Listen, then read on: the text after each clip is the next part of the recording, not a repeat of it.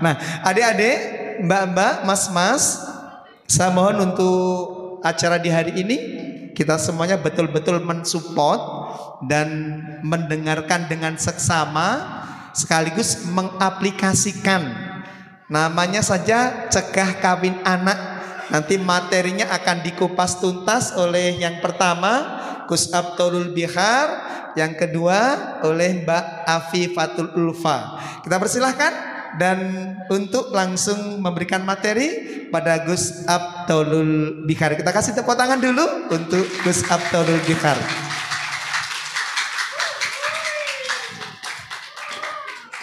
Assalamualaikum warahmatullahi wabarakatuh. Bismillah, innal hamdalillah wa syukralillah wassalatu wassalamu ala rasulillah wala haula wala quwata illa billah. Ashhadu an la ilaha illallah wa ashhadu anna muhammadan abduhu wa rasuluh la nabiyya ba'da, amma ba'du. Bapak Kepala MTS Pak Umar, teman-teman dari penyuluh Baron dan juga adik-adik semua, alhamdulillah di pagi yang cerah ini kita dapat berkumpul bersama dalam rangka sosialisasi CKA atau cegah kawin anak. Semoga pertemuan kita pada hari ini benar-benar mendapatkan ridho dari Allah Subhanahu wa Ta'ala. Amin. Yang kedua, sholawat beserta salam semoga Allah berikan kepada junjungan kita Nabi besar Muhammad sallallahu alaihi wasallam. Adik-adik, supaya lebih hidup suasananya sebelum kita menyampaikan materi, mari kita mulai dengan bacaan sholawat badar terlebih dahulu. Allahumma sholli ala Sayyidina Muhammad.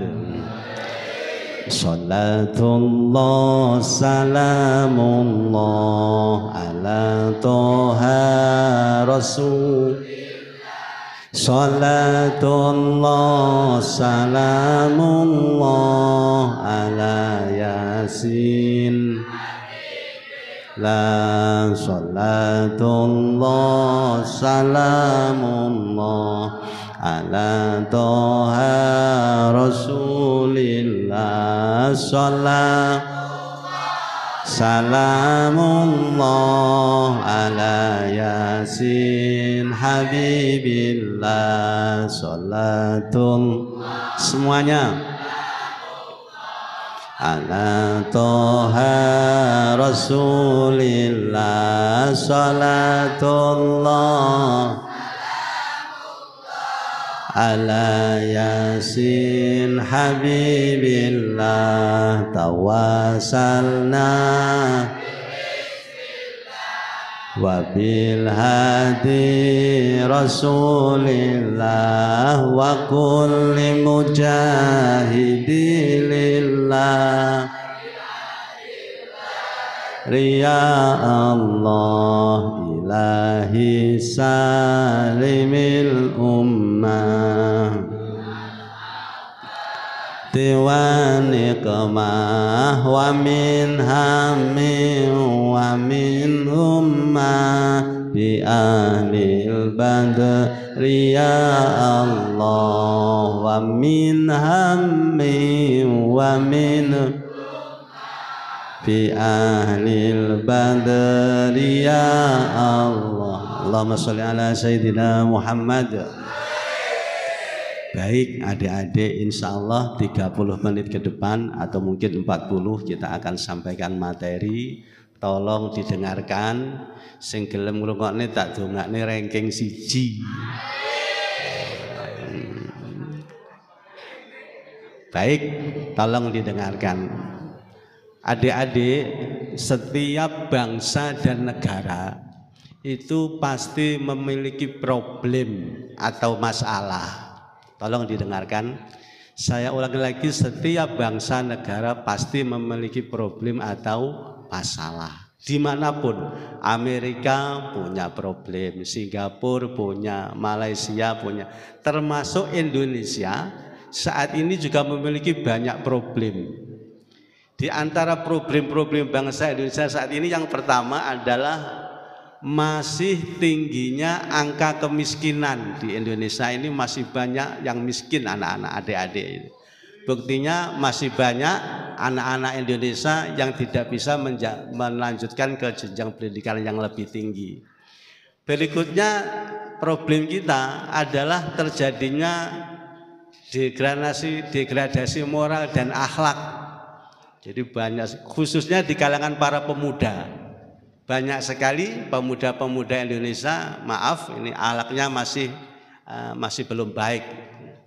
Nah, termasuk problem bangsa Indonesia saat ini adalah maraknya terjadinya perkawinan anak di usia dini.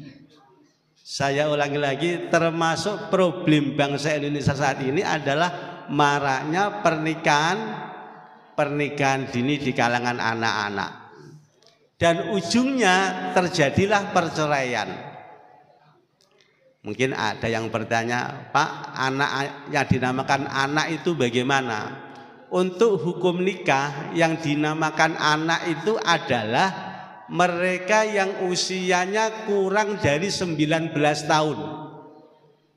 Jadi kok anak bocah nikah umurnya 19 tahun kurang, bisa dikatakan pernikahan dini atau pernikahan anak.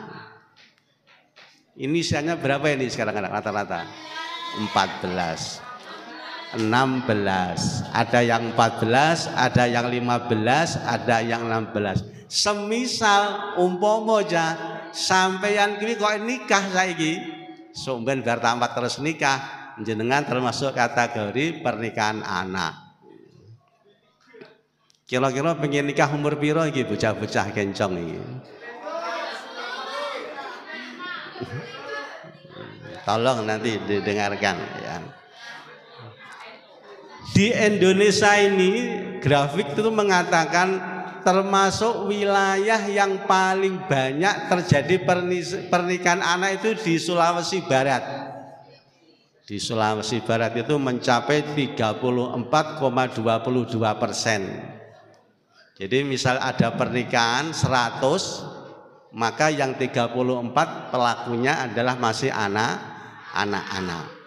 Yang kedua adalah di Kalimantan Selatan itu 33,68%. Itu juga begitu. Nah, dan yang paling sedikit itu ada di Riau dan Aceh. Jadi saya ulangi lagi, tolong dimasukkan pikiran, yang dinamakan pernikahan anak adalah pernikahan yang dilakukan oleh laki-laki dan perempuan yang usianya kurang 19 tahun. Sekarang ini undang-undang yang terbaru di Indonesia, anak Indonesia baik laki-laki maupun perempuan itu boleh menikah kalau sudah mencapai usia 19 tahun. Kok misalnya ada kurang 19 tahun harus dapat rekom dari pengadilan. Itu anak-anak, maka dipikir-pikir, ojo kesusu pengen nikah dhisik, diempet sik.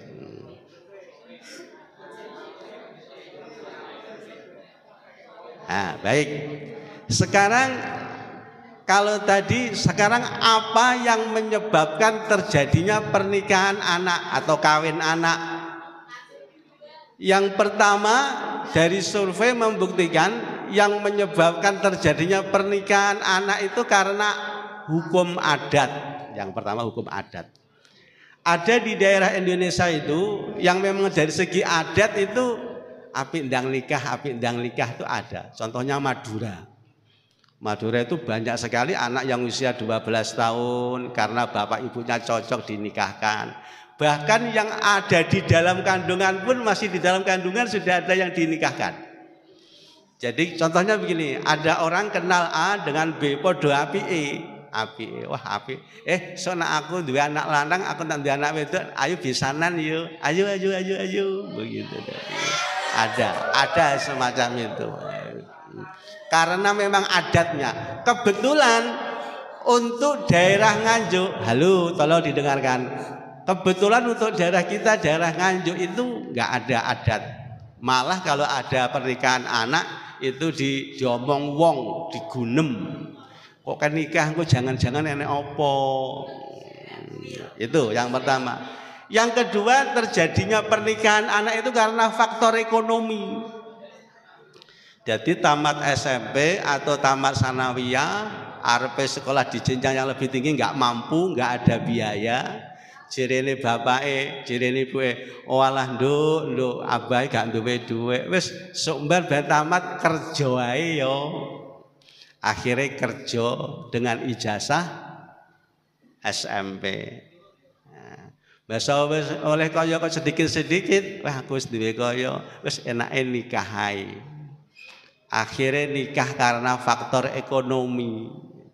Yang ketiga, dan ini tolong jangan dilakukan. Di sini di survei dikatakan di Indonesia ini terjadinya kawin anak itu karena disebabkan oleh pergaulan bebas yang menyebabkan hamil di luar nikah. Banter erang. Adik-adik, anak-anak, halo. Sudah menjadi kodrat memang kalau laki-laki itu suka perempuan. Sebaliknya sudah menjadi kodrat kalau perempuan itu suka laki-laki. Tetapi semuanya harus ada aturannya. Semuanya harus ada aturannya, tidak boleh saenake dhewe. Ngawur wis aku seneng mbek dhek, dia yo seneng aku, wis tanpa melalui norma agama wis kabeh dituruti, pengen rono, akhirnya terjadilah itu. Nak wis dadi ngono kuwi cah hamil, enggak ada kata yang lain, akhirnya dinikahkan. Ini prosesnya panjang nanti, bawa di pengadilan dulu, di sana di sidang, kenapa kamu kok nikah, gini. Nanti oleh KUA juga begitu, orang tuanya dipanggil, lurai gak melok apa-apa ya melok dipanggil. Akhirnya deal, sepakat terjadilah nikah di usia anak itu. Itu penyebab pernikahan dini. Kalau dulu Undang-Undang nomor 1 tahun 74 itu 16 tahun bagi perempuan. Tapi direvisi sekarang sudah menjadi 9 tahun baik untuk laki-laki maupun perempuan batas minimum nikah. Ya, yang dinamakan nikah dini sudah paham, apa tuh penyebabnya sudah paham. Sekarang bahaya nikah dini. Enek bocah sing lanang umure jek 13 tahun. Akhirnya nyuwun sewu pacaran karo kakak kelasnya pedok umure 15 tahun. Akhirnya nikah, terjadilah nikah. Mbasa terjadi nikah itu tukaran. Tidak seindah yang dibayangkan sebelum nikah. Bayangannya saat dulu nikahi enak, gocengan di pasar baron. Engko ngene guyu cekikian, begitu guyon. Ternyata bahasa dilaksanakan banyak sekali hal-hal yang di luar pikiran kita sebelum nikah. Baik anak-anak, di sini dikatakan bahaya nikah dini itu ada beberapa tinjauan. Kalau dari segi kesehatan, ada dari segi kesehatan, ada dari segi ekonomi, juga ada dari segi psikologi. Dari kesehatan dulu ya. Anak yang menikah di usia dini, laki-laki dengan perempuan, itu kalau dilihat dari risiko kesehatan, yang pertama, risiko melahirkan anak dalam keadaan stunting. Jadi cilik akhirnya nikah, mestinya balikan dua anak. Dikhawatirkan nanti stunting itu kondisi kekurangan gizi anaknya itu. Kok bisa? Semuanya belum siap. Maaf, reproduksinya belum begitu siap, organ fisiknya juga belum siap. Cik mas cara padi ini cik orang wayahe panen tapi wis panen, semuanya belum siap.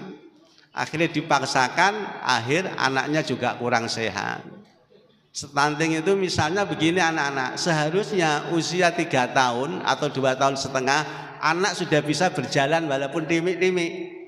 Tapi karena stunting akhirnya belum bisa berjalan. Kekurangan gizi namanya stunting. Yang kedua, kok di sini ditulis risikonya adalah persalinan yang macet. Jadi proses persalinannya tidak kurang lancar ya. Kok bisa macet itu entah kalau dari tinjau kesehatan begitu. Apa pas ngono akhirnya mandek apa piye, pokoknya bahaya anak. Yang ketiga, halo. Di sini dikatakan perempuan yang menikah dini akhirnya hampir melahirkan di usia itu juga rawan risiko meninggal. Di banyak kasus itu anak yang masih terlampau kecil melahirkan itu menjadikan meninggal dunia. Kira-kira bocah-bocah wedok-wedok iki pedhi apa ora cara ya, itu resiko menikah di usia ini ditinjau dari kesehatan. Yang kedua sekarang resiko menikah dini, menikah anak ditinjau dari segi ekonomi. Dari isi ekonomi. Yang pertama rawan jatuh kepada yang namanya kemiskinan. Jadi begini anak-anak, rumah tangga itu banyak sekali biayanya. Saya, Pak Umar, Bu Ufa, Pak Hamid itu sudah berumah tangga. Jadi paham betul kalau rumah tangga itu biayanya banyak. Wakeh ya. Mulai primer ya, engko makeme, ngombene. Apalagi kalau sudah punya anak. Cuwer, anake nangis njaluk susu. Engko nak anake ngeluh harus dibawa ke dokter.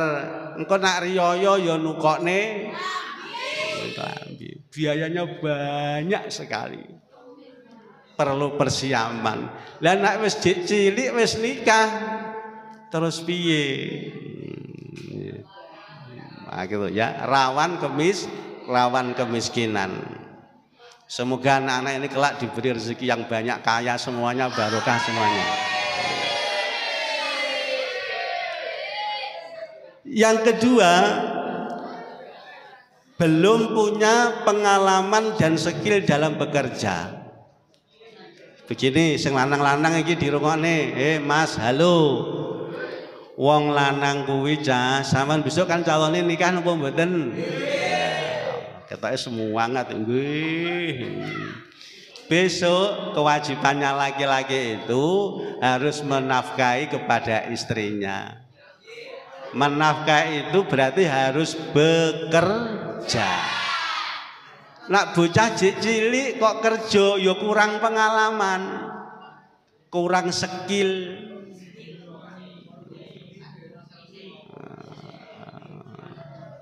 Kurang pengalaman. Apapun jenis pekerjaan itu faktor utama adalah pengalaman.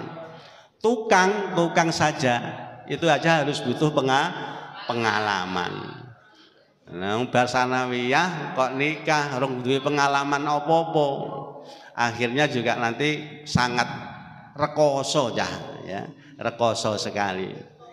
Yang ketiga, belum bisa menguasai manajemen keuangan. Ini penting, bukti survei membuktikan.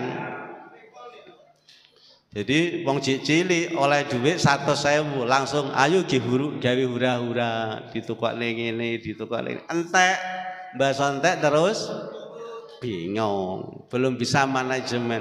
Padahal anak-anak dalam rumah tangga itu manajemen keuangan harus benar-benar diutamakan. Misalnya dapat gaji 1 bulan 600.000 misalnya, harus pandai-pandai membagi.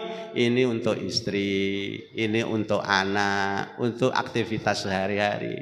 Nak bocah cilik gak iso ngono kuwi ya.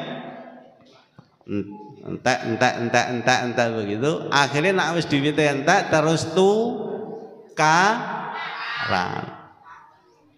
Itu dari segi apa tadi? Dari segi ekonomi. Yang ketiga, sekarang bahaya nikah dini atau anak dari segi psikologi. Apa aja? Tolong didengarkan. Satu, rawan cekcok dan pertengkaran bagi suami istri. Jadi gini, tak dudui ya, rumah tangga itu kadang yo kita dihadapkan oleh gunung yang mendaki, tikungan yang terjal dan lain sebagainya. Apa kuwi? Tidak selamanya dalam pernikahan itu enak-enak tok, tapi kita juga dihadapkan oleh perkara yang tidak enak. Lah wis ngoten niku, terkadang antara suami dan istri itu berbeda pendapat. Kemarin saya ikut diklat di Kementerian Nganjuk itu lucu itu. Ada anak kecil nikah. Yang laki-laki masih kecil, yang anak-anak yang perempuan juga masih kecil. Akhirnya nikah. Tukaran sampai perkara lawuh lho royokan. Enak aku sing goreng, aku ya telu. Sing sitoke aku sing tuku, aku ya loro. Tukaran perkara lawuh. Ada juga karena masih kecil itu tukaran perkara royokan remote TV. Sing wedok seneng sinetron, sing lanang seneng Persebaya. Delala jam tayangnya sama, tukaran. Kan lucu tuh. Wong rumah tangga kok tukaran perkara remote. Tapi itu bisa terjadi pada rumah tangga yang usia anak-anak. Rawan cekcok dan pertengkaran bagi suami istri. Yang kedua, ego atau dampak negatif daripada pernikahan dini adalah ego masih belum mau mengalah tatkala ada perbedaan pendapat. Tatkala ada perbedaan pendapat, merasa menang dirinya sendiri. Oh, aku zaman sekolah ndek kencok aku ranking 1, awakmu gak oleh ranking. Wah, ya cek menang aku. Gak kudu pendapatku sing dituruti. Tukaran begitu. Egonya masih ditinggikan. Padahal dalam rumah tangga tidak boleh seperti itu anak-anak. Ada kalanya sang suami mengalah, tapi kadang kalanya justru pihak istri yang mengalah. Nih melihat sikonnya. Lah kalau anak-anak nggak bisa begitu. Bahkan terkadang perkara sepele dikit-dikit sing anak itu wis nang aku tak mulai nggone mbokku. Mulai nggone mboke. Takoni karo mboke, "Lah apa to nduk kamu? Lah wong Mas iki ngene."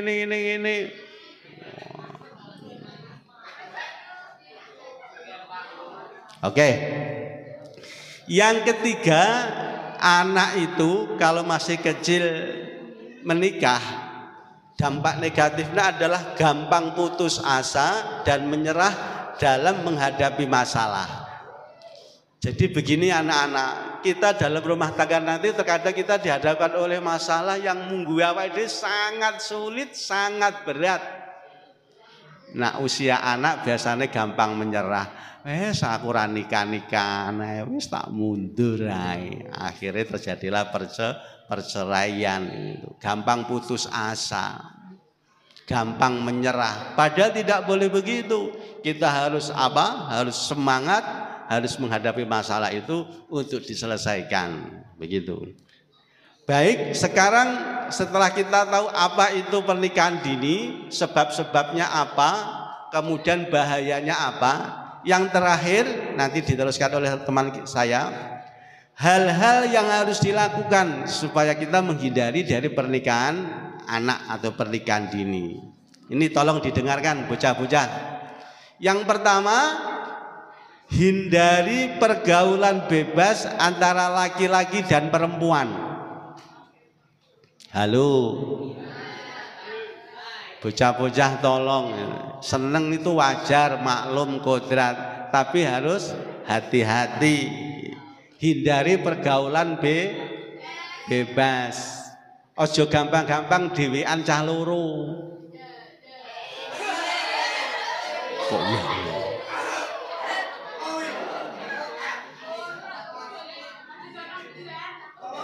Hindari itu.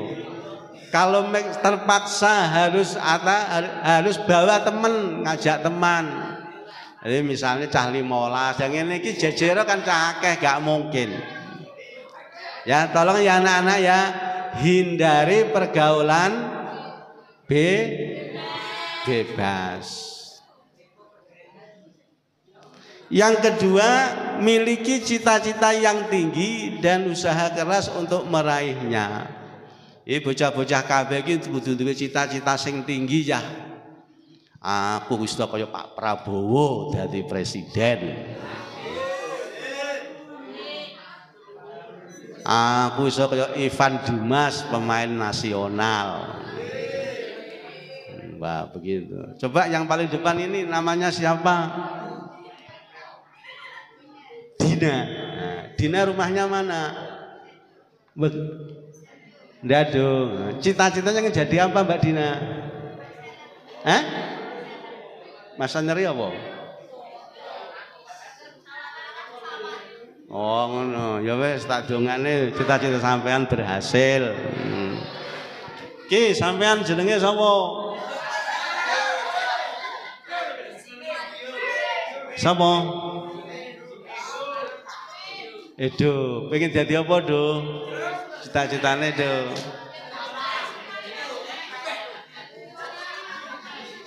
Apa? Apa do? TNI. Wow. Jadi anak-anak, satu, hindari pergaulan bebas. Yang kedua, sampai harus punya cita-cita yang tinggi dan berusaha untuk meraihnya. Contohnya begini. Halo, tolong didengarkan.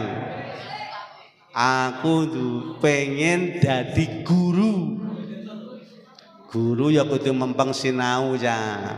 Mempeng sinau, garap PR. Pengen jadi TNI atau polisi, fisiknya harus bagus, harus rajin olahraga. Pengen jadi chef, tukang masak, ya kudu roh rasane lomboki pedes. Uyahi ya. Nah, dipelajari begitu. Tolong jenengan semua harus punya cita-cita yang tinggi dan berusaha keras untuk bisa meraihnya. Jadi aja bergaulan bebas. Yang kedua cita-cita yang tinggi. Yang ketiga ini yang penting, tingkatkan iman dan takwa. Imane ditingkatne. Iki kabeh wis salat 5 waktu to? Alhamdulillah. Somben poso Ramadan padha poso nggih. Yang perempuan segitu, ditingkatkan iman dan takwa. Pokoknya cah iling-ilingan pesen saya. Tatkala ada laki-laki dan perempuan berdua, maka yang ketiga adalah iblis, syaiton. Dieling-eling. Kalau ada laki-laki dan perempuan kok berduaan, maka yang ketiga adalah setan. Ngeri dua. Tingkatkan iman dan takwa. Kalau perlu ditambahi sholat duha. Memperbanyak doa, Allahumma zidna ilman nafi'a. Yang terakhir, ini maaf jangan tersinggung. Yang terakhir, jangan menjadi cowok atau cewek murahan.